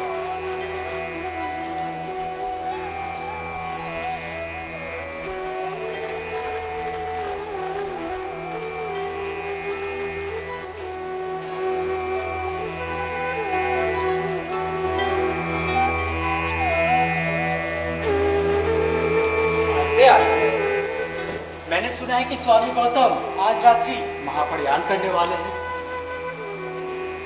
मैं भिक्षु नहीं हूं, किंतु मेरे मन में भी कुछ शंकाएं हैं और इन शंकाओं का समाधान मैं स्वामी गौतम से पूछना चाहता हूं। अब शुभ, अब बहुत हुआ। तथागत जीवन भर बोलते ही रहे। अब यह उनके अंतिम विश्राम का क्षण है और उनके अंतिम विश्राम के क्षण में मैं किसी तरह बाधा उपस्थित करने की अनुमति नहीं दूंगा। आनंद प्रभु, उसे पूछने दो। जो आज्ञा प्रभु। स्वामी गौतम, इस संसार में बहुत से पंथ और उनके पंथ प्रधान हैं और इन सभी ने कहा है कि इन्होंने सर्वोच्च ज्ञान का प्राप्ति किया। क्या ये सत्य है? क्या इनमें से कुछ ने भी सर्वोच्च ज्ञान प्राप्त किया है? सुभद्र, जिस भी धम्म और विनय में दिव्याष्टांगिक मार्ग होगा, वहां ज्ञानी पुरुष होंगे, और जिस भी धम्म और विनय में अष्टांगिक मार्ग नहीं होगा, वे वास्तविक ज्ञानी पुरुषों से रहित होगा। अब इसके आधार पर तुम स्वयं निर्णय कर सकते हो कि कौन ज्ञान को प्राप्त है और कौन नहीं। स्वामी गौतम, आपने अद्भुत बात कही। यह तो चमत्कारिक बात है। यह इतना आसान था। अब मुझे भी अपने शरण में लीजिए। मैं तथागत और संघ के अनुगत होना चाहता हूँ। आनंद प्रभु, इसे संघ में स्वीकार करो। जो आज्ञा प्रभु। 4 महीना के परिवीक्षा अवधि बीत जाने के बाद यदि योग्य लगे तो इसे भिक्षुक के रूप में दीक्षित करो। ऐसा ही होगा प्रभु। भिक्षुओं, प्रभु, अब मैं जो कहता हूं ध्यान पूर्वक सुनो। मैंने जिस धर्म और अनुशासन की तुम्हें शिक्षा दी है, वे ही तुम्हारे मार्गदर्शक होंगे। धम्म और विनय। अब मेरा अंतिम संदेश, जो भी अर्जित है उसका क्षय सुनिश्चित है, अतः अपने श्रम से उद्भूत करने का प्रयास करो।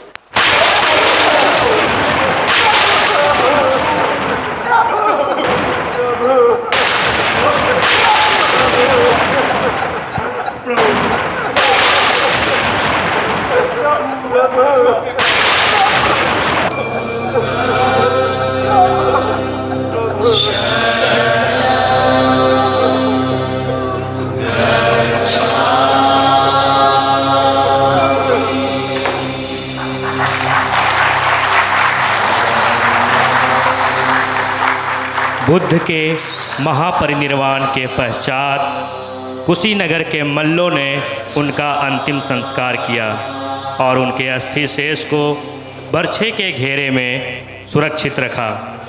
तत्कालीन 8 जनपदों के बीच अस्थि शेष के भाग के लिए युद्ध की स्थिति बन गई, जिसका चित्रण सांची के तोरण द्वार पर अंकित है।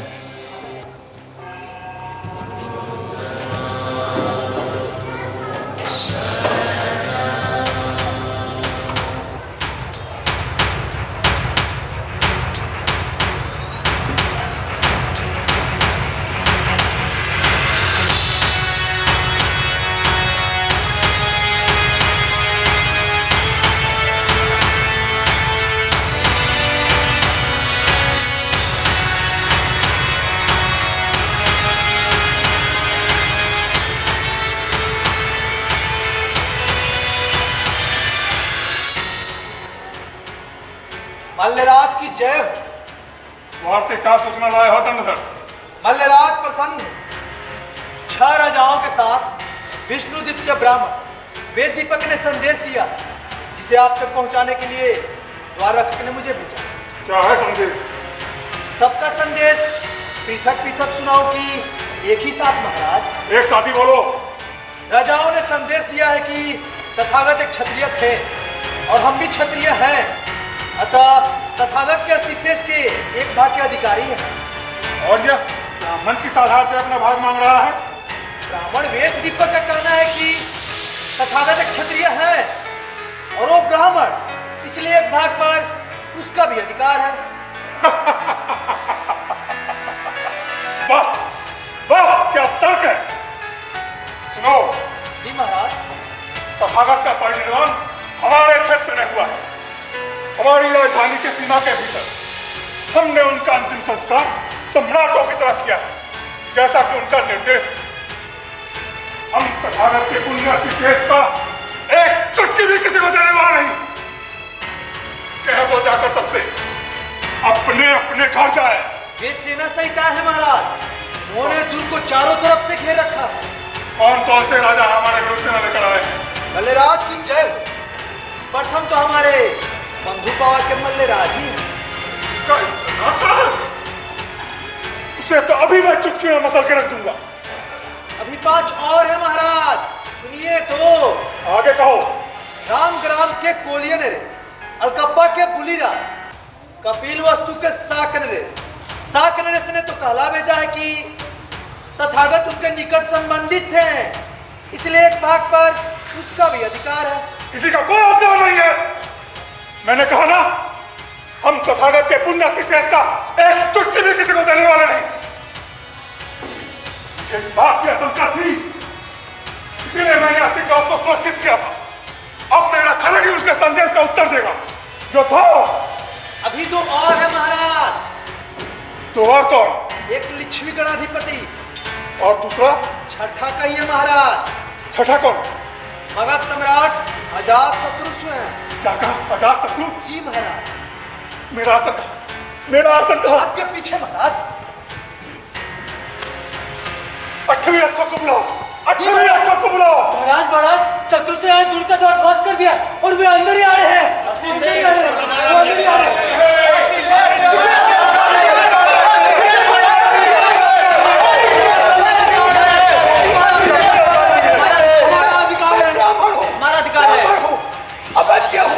अवध्य हूँ, मैं ब्राह्मण हूँ।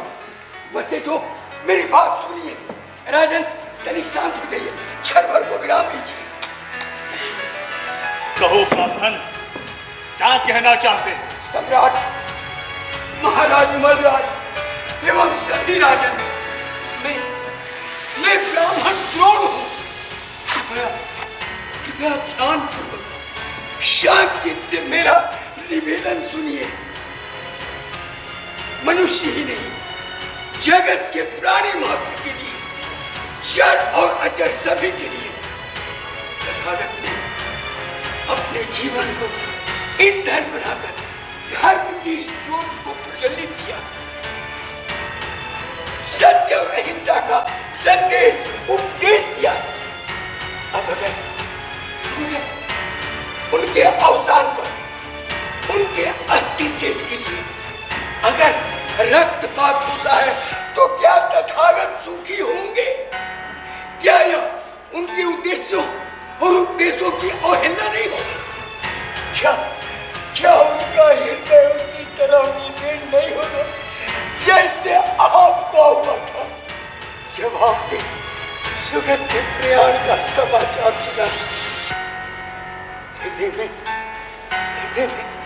तथागत का तुम ध्यान है और कहीं क्या तथागत द्वारा प्रज्वलित इस ज्योत को उनके अवसान के साथ ही पूछनी चाहिए?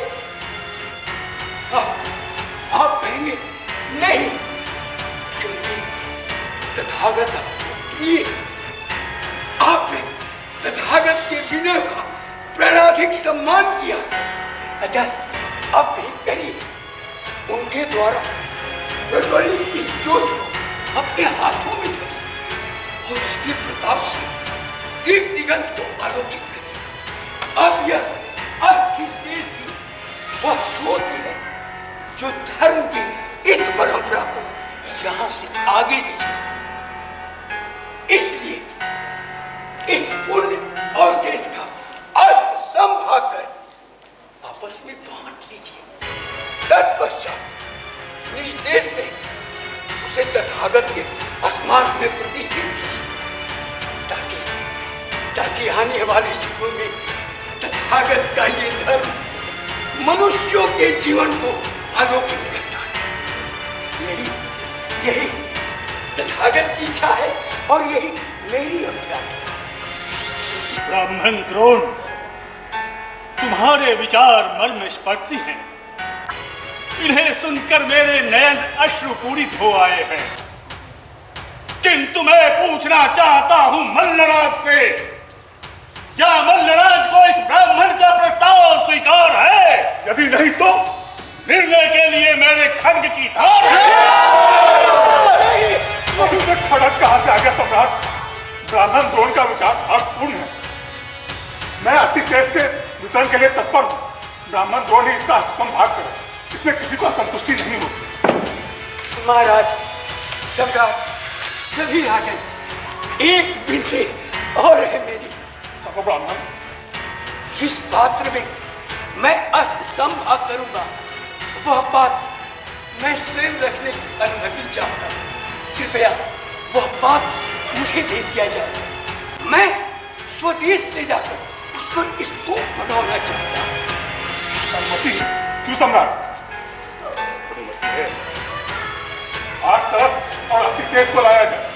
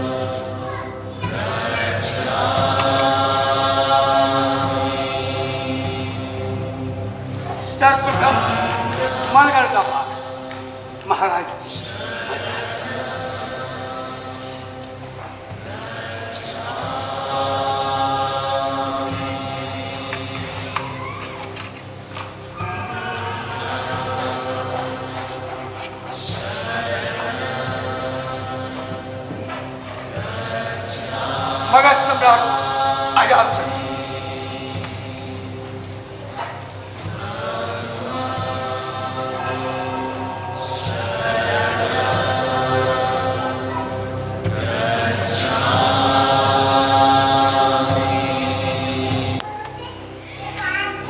कुशीनगर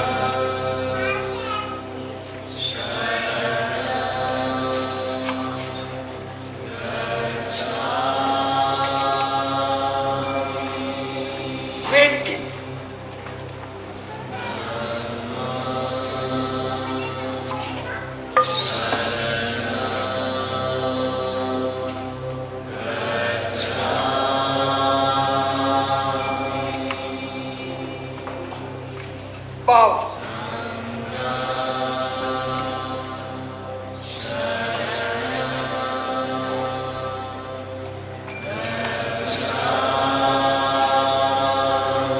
राजकीय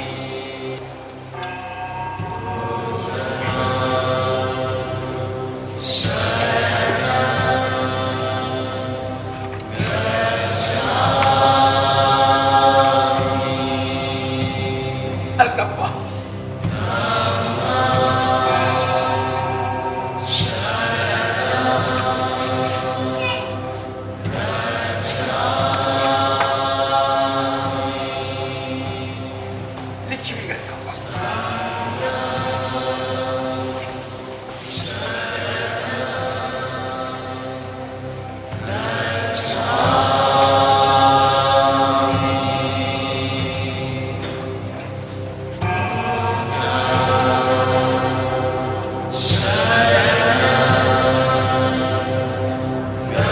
Gotcha.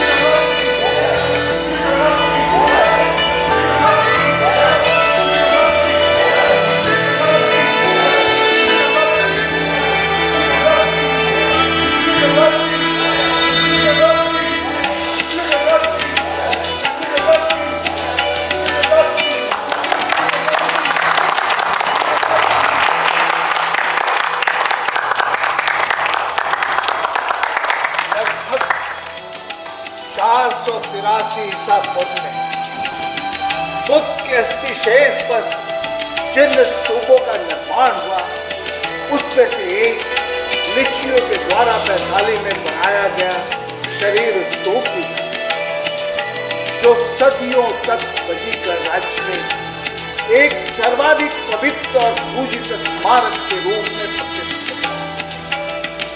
जैसे जैसे भारत में और धर्म का प्रचार, वैसे वैसे इस स्तूप की महत्ता कम तो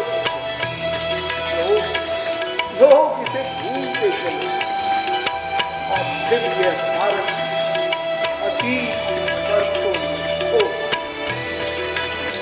आज फिर से आपने इस पूर्ण गौरव को काल के कठोर आवरण से मुक्त किया है। ये कोई संयोग नहीं, ये नियति।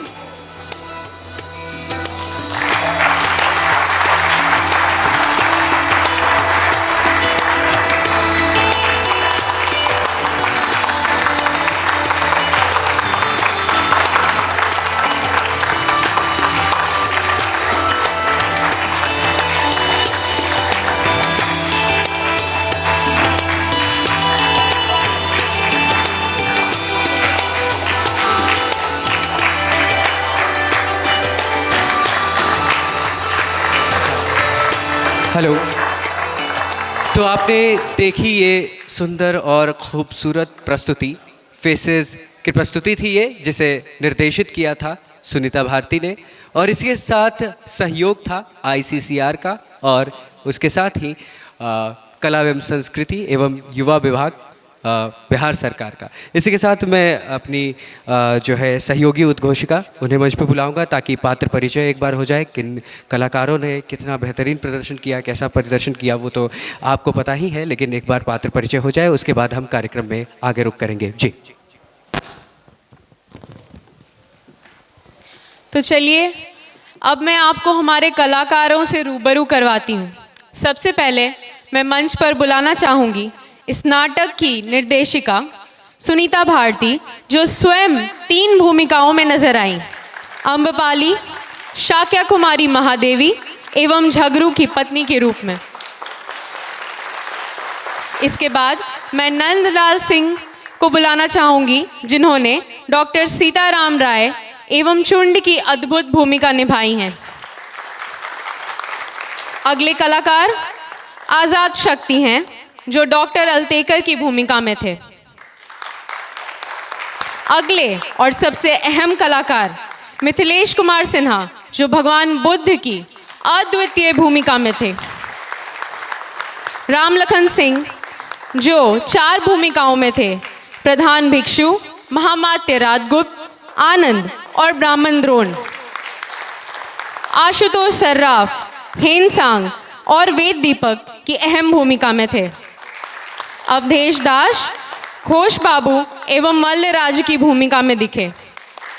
अगले अहम कलाकार शुभम सिंह राजपूत, सम्राट अशोक एवं मल्ल दंडधर की भूमिका में दिखे। आरती सिन्हा, सोनी, आर्कियोलॉजी छात्रा। धनिष्ठा नाग, विनीता, आर्कियोलॉजी छात्रा। आरव सिन्हा, राजेंद्र, आर्कियोलॉजी छात्रा। रोहित कुमार 3 भूमिकाओं में दिखे, जयंत, आर्कियोलॉजी छात्र, मल्ल सेनापति एवं चुंड पुत्र। विकास मिश्रा, विनय, आर्कियोलॉजी छात्र। पूजा राज, श्यामा, अम्बपाली की सखी। सनाया है वही, दिल वही, जिगर है वही, वही ज़बां है मगर वो असर सुखन में नहीं, वही हवा, वही कोयल, वही पपीहा है, वही चमन है पर वो बागबां चमन में नहीं। ये पंक्ति आपने सुनी ब्रज नारायण चकबस्त की। नमस्कार, मैं हूँ आपके साथ शुभम सिंह। आप अब से कुछ ही क्षणों में नाटक देखने जा रहे हैं, और अगर आप लगातार नाटक देखते रहे होंगे, खैर इसको नाटक कहना मैं उचित या मुनासिब नहीं समझूंगा, क्योंकि ये इन्फो ड्रामा है, एक अलग विधा है ये। अगर आप नाटक देखते रहे होंगे तो आपको पता होगा कि नाटक देखने से पहले आपको, और खलल ना हो, कलाकारों को कोई खलल ना हो, कोई व्यवधान ना हो, इस वजह से आप अपना फ़ोन जो है वो साइलेंट मोड में कर लेंगे। जी, अब आपने जो पंक्ति सुनी ब्रज नारायण चकबस्त की, वो क्यों प्रासंगिक है वो पहले मैं आपको बता देता हूँ। तो ये प्रासंगिक और सार्थक यहाँ इस वजह से है क्योंकि हम जब अपने गौरवशाली इतिहास से कट जाते हैं, अपनी विरासत को नज़रअंदाज करते हैं, तो हम चमन का दीदार तो करते हैं पर उस चमन में बागबान नहीं होता। और कुछ यही कोशिश है फेसेस की, और कुछ यही कोशिश है हमारे जितने भी आयोजन में ICCR है, तमाम बिहार सरकार है, उनकी कोशिश यही है कि इस तरह के जो आयोजन किए जाए उसके माध्यम से जो छात्र छात्राएं हों, जो भी लोग हों, अपने बच्चों तक ये मैसेज दे पाएँ कि हम जो अपनी विरासत है, जो गौरवशाली इतिहास है, उसको किस तरीके से आगे बढ़ा सकें। हम आज़ादी के अमृत महोत्सव के इस आयोजन में इन्फो ड्रामा अस्थि कलश के प्रदर्शन में अपने विद्वान अतिथियों एवं सम्मानित दर्शकों का स्वागत करते हैं। ये नाटक विरासत, शिक्षा और रंगमंच का एक दुर्लभ मिश्रण है। सुनीता भारती द्वारा प्रतिपादित शोधपूर्ण तथ्यों पर आधारित नाटकों की एक नई शैली इन्फो ड्रामा, जैसा कि मैंने आपको बताया, इन्फो ड्रामा की अवधारणा का उद्देश्य सांस्कृतिक विरासत के ज्ञान को लोकप्रिय बनाना और नाटक को मनोरंजनात्मक शिक्षा का एक लोकप्रिय साधन के रूप में फिर से जीवंत करना है। सुनीता भारती द्वारा निर्देशित नाटक अस्थि कलश, जो अब से कुछ ही मिनटों में, माफ़ कीजिएगा अगर मेरी बात पूरी हो जाए तो कुछ ही सेकंड में आरंभ होगी, सार्वजनिक पुरातत्व विज्ञान में भारत का पहला हेरिटेज इन्फो ड्रामा है। ये नाटक 5वीं शताब्दी ईसा पूर्व में वैशाली में भगवान बुद्ध के भौतिक अवशेषों पर लिच्छवियों द्वारा निर्मित अवशेष स्तूप की डॉक्टर A.S. अल्तेकर द्वारा किए गए खुदाई पर आधारित है। इस खुदाई में एक अस्थि कलश मिला जो वर्तमान में पटना संग्रहालय पटना में प्रदर्शित एवं संरक्षित है। इस उत्खनन के बहाने नाटक दर्शकों को बुद्ध और उनके अवशेष से संबंधित भारतीय इतिहास के अज्ञात अध्यायों की 2 सहस्त्राब्दी लंबी यात्रा पर ले जाता है। ये नाटक दर्शकों को 5वीं शताब्दी ईसा पूर्व से 20वीं शताब्दी ईस्वी तक भगवान बुद्ध की अंतिम यात्रा, महापरिनिर्वाण और बुद्ध के अस्थि शेष की काल यात्रा से संबंधित भारतीय इतिहास की कई घटनाओं और तथ्यों को मंच पर जीवंत करता है। हमारे साथ हमारी को उद्घोषिका है सत्या, आगे। नमस्ते। इस नाटक में कुल 48 पात्र हैं जो 24 कलाकारों द्वारा निभाए गए हैं तथा 8 बैक स्टेज कलाकारों और तकनीशियनों द्वारा इसे सजाया और संवारा गया है। इस नाटक की निर्देशक प्रसिद्ध रंगमंच की जानी मानी और संस्कृति कार्यकर्ता सुनीता भारती ने स्वयं इस नाटक में 3 भूमिकाएं निभाई हैं। नाटक को अरविंद कुमार ने लिखा है और शोधकर्ता डॉक्टर शंकर सुमन, क्यूरेटर, पटना संग्रहालय, पटना है। इसके पूर्व इस नाटक के 2 भव्य प्रदर्शन हो चुके हैं। पहला हेरिटेज फेस्टिवल 2022 के दौरान बिहार म्यूजियम में और दूसरा नव नालंदा महाविहार नालंदा में। और ये कितना सुखद संयोग है कि कुछ ही वर्षों पहले हम लोग यहाँ ICCR के साथ ही मिलकर हमने एक नाटक किया था, वो भी अपने में एक इन्फो ड्रामा था, नाम था उसका यक्षिणी। तो ये एक सुखद सहयोग है कि जब भी हम ICCR के सहयोग से जब नाटक करते हैं तो प्रेमचंद रंगशाला में करते हैं। और आप जितने भी दर्शक आए हैं हमारे साथ, विशिष्ट अतिथि, माफ़ कीजिएगा, मुख्य अतिथि महोदय, आपका स्वागत है। मैम, आपका स्वागत है। आप सभी का स्वागत है। और फिर से एक बार दरख्वास्त करूंगा, कृपया कर अपना फ़ोन जो है वो साइलेंट मोड में डाल दीजिए। इससे क्या होता है कि आपके अगल बगल में जो लोग देख पा रहे हैं उनको जो है खलल नहीं होगी, देखने में कोई परेशानी नहीं होगी। और कलाकार भी लाइव परफॉर्म करते हैं तो उन्हें भी कोई परेशानी नहीं होगी। चलिए बिना किसी देर के अब नाटक को यहीं पे शुरू करते हैं। अम्बपाली की सखी अभिनव पराशर ने 3 भूमिकाएं निभाई, एक्सकेवेटर, मौर्य दंडधर और राजा। निरंजन उपाध्याय झगड़ू, लक्ष्मी कुमार एवं राजा की भूमिकाओं में दिखे। शुभम कुमार 3 भूमिकाओं में थे, लक्ष्मी कुमार शुभद एवं मल्ल 8वीं रक्षक, उमंग कुमार आजाद शत्रु। अगले कलाकार हैं अमित खत्री, जो हेन सांग के सहयात्री एवं बुद्ध के शिष्य की भूमिका में थे। अभिषेक हेन सांग का सहयात्री राजा का किरदार निभाएं। सुमित कुमार वैशाली का बौद्ध भिक्षु बुद्ध का शिष्य के किरदार में थे। विपुल वैशाली का बौद्ध भिक्षु बुद्ध के शिष्य एवं राजा के भूमिका में थे। और आखिरी कलाकार शिवम सिंह, जो मोहनलाल एवं राजा के किरदार में दिखे। हमारे ऑन स्टेज कलाकारों से तो आप परिचित हो गए हैं। अब मैं नेपथ्य के कलाकार यानी ऑफ स्टेज आर्टिस्ट और टेक्नीशियन से आपको रूबरू करवाती हूँ। सबसे पहले मैं बुलाना चाहूँगी सदरे आलम, जो मंच प्रबंधक एवं टीम संयोजक थे। हर्ष आज़ाद ने संगीत का कार्य संभाला। उपेंद्र कुमार प्रकाश प्रबंधक, अंजू कुमारी मेकअप, मनोज मयंक मेकअप, अमित कुमार चौधरी ने कला निर्माण का कार्य संभाला। सुमित कुमार एवं अभिषेक मंच एवं पात्र सामग्री का प्रबंध किया। अतुल राज ने फोटोग्राफी और विकट ने वीडियोग्राफी का कार्य संभाला। साथ ही साथ बाल कलाकार आराध्या सिन्हा ने नेपथ्य में अपना बहुमूल्य योगदान दिया है। तो यह था हमारा अस्थि कलश नाटक सुनीता भारती द्वारा निर्देशित। तो आप रूबरू हो चुके हैं हमारे पात्रों से, जिन्होंने ये महज 24 से 25 है जिन्होंने 48 से अधिक जो है किरदार निभाया आपके सामने। ये काफ़ी चैलेंजिंग था हमारे लिए भी। और पीछे आपने देखा कितना ज़्यादा प्रॉप्स था, कितनी ज़्यादा चीज़ों का हमने इस्तेमाल किया। लगातार जो है हम बने हुए थे, ये यूँ कहें कि हमने सभी ने 1.5 घंटे तक लगातार इस नाटक को जिया है। खैर, इसी के साथ हम आगे बढ़ेंगे, लेकिन हम बता दें विशेष जो हमारा धन्यवाद है वो सुमित उधर खड़े हुए हैं, अभिषेक खड़े हुए हैं, बगीचा संस्थान से हैं, और ये सारा आर्ट वर्क जो है उन्हीं दोनों के द्वारा किया गया है। तो बहुत बहुत धन्यवाद आपको। अब इसी के साथ शैलेश जी हमारे साथ है, इस कार्यक्रम को आगे बढ़ाते हैं। और एक बार पुनः ICCR की मैम आपको और हमारे मुख्य अतिथि सर आपको, बिहार सरकार यानी कला विभाग जो है उनको भी बहुत तहे दिल से धन्यवाद सर। बहुत बहुत धन्यवाद। आग्रह होगा सभी कलाकारों से कि अपनी जगह पर बने रहेंगे, क्योंकि यह समापन का अवसर है और यह दृश्य भव्य दिखना चाहिए कि समापन हो रहा है। 3 दिवसीय विशेष कार्यक्रम में एक बार तालियां हम सब लोग की जोरदार हो जाए। कला संस्कृति एवं युवा विभाग बिहार सरकार तथा ICCR के द्वारा आयोजित 3 दिवसीय इस विशेष नाट्य महोत्सव का आज तीसरा दिन था। 2 मिनट और बने रहें। और हमारे मुख्य अतिथि महोदया, साथ ही साथ हमारे बीच श्री रिची पांडे, उप विकास आयुक्त पटना भी मौजूद हैं। बहुत बहुत आभार, आपका अभिनंदन। और अब मैं धन्यवाद ज्ञापन के लिए आमंत्रित कर रहा हूं। इसके बाद मैं एक बार सब लोगों को बुला लूँगा ताकि फोटोग्राफी भी हो जाएगी और सब लोग हम लोग एक साथ विदा भी हो जाएंगे। तो मैं आमंत्रित करता हूं श्री गोपाल चंद्र दास, डिप्टी पासपोर्ट ऑफिसर महोदय, आपसे आग्रह है आप धन्यवाद ज्ञापन प्रस्तुत करने की कृपा करें।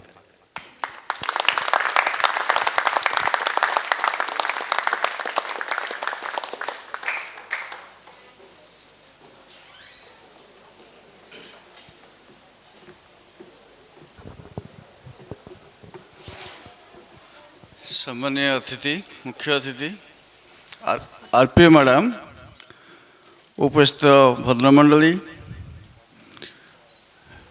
मेरे साथियों, भाइयों बहनों और मीडिया वालों, आज जो मंचस्थ हुआ जो नाटक अस्थि कलश, ये वस्तु से शुरू होकर लास्ट तक जो हमको समझाने का पड़ेगा ना, कुछ नहीं, सबको हम मालूम है ही एवं सब मानते हैं।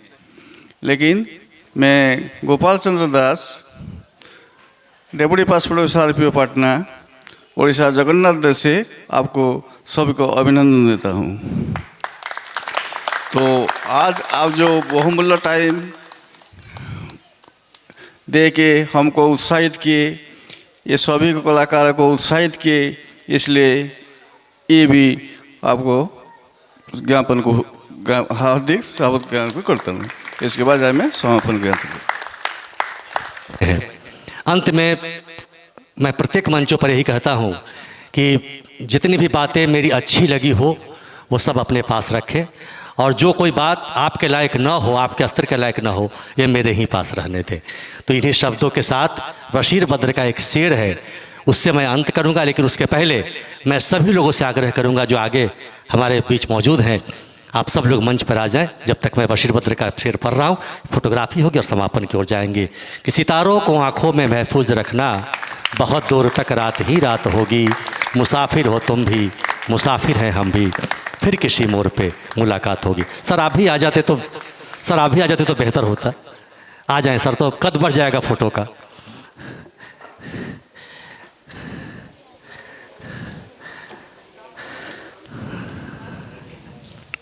आ जाएं सब लोग।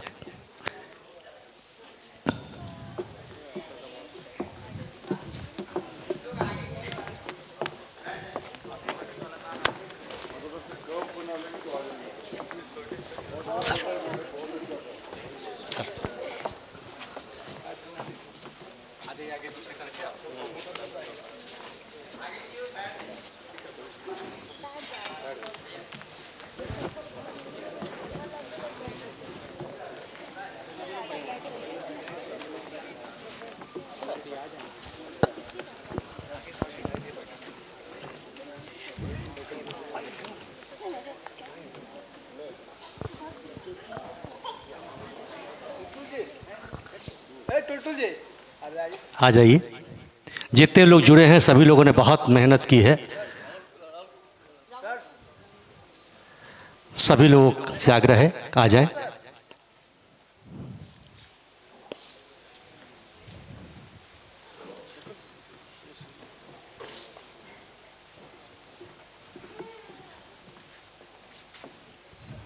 ये क्षण स्मरणीय होगा